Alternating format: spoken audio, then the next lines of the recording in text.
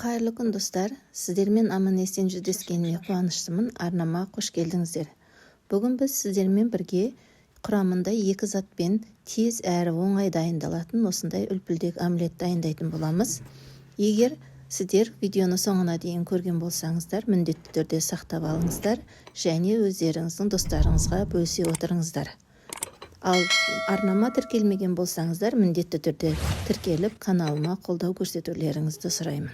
Алдымен жұмыртқамызды жарып, ыдысымызға салып аламыз. Менде 4 жұмыртқа кетті, ал егер көлемдері кішірек жұмыртқа болатын болса, 6 жұмыртқаның шамасында кетеді. Осылай өлшемі бар ыдысқа құйып аламыз. Қайтадан міндетті түрде өлшеуіміз керек. Менде 250 мг жұмыртқа қоспасы шықты. Енді осы қоспамызды қайтадан ыдысына құйып шығамын. Келесі кезекте бізге жылы сүт керек. Осы жылы сүтті осы өлшемі бар ыдыспен міндетті түрде өлшеп құямын. Бізге 250 мг жылы сүт қажет. Жұмыртқа мен сүттің массасы тепе-тең болғаны дұрыс.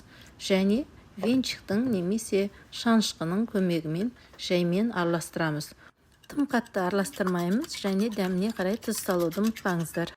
Келесі кезекте біз осы массамызды отқа, ыстыққа төзімді ыдысқа құйып аламыз және біз бу ваннасында, яғни водяной ваннада 20 минут пісіретін боламыз.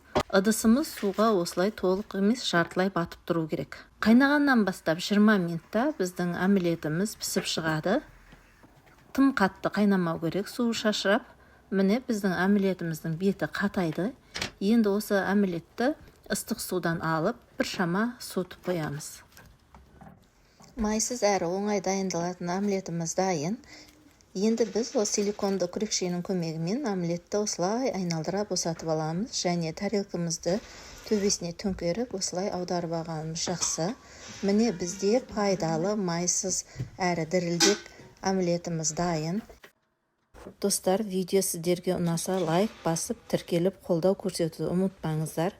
Каналымда шығып отыратын рецепттерді жіберіп алмас үшін подписаться және қоңыраушаны батырмасын басып, міндетті түрде каналыма тіркеліп алыңыздар. Сондай-ақ достарыңызбен бөлісуді міндетті түрде ұмытпаңыздар. Сіздермен бірге болған мен Айнагүл. Келесі видеода аман-есен кездескенше астарыңыз дәмді болсын.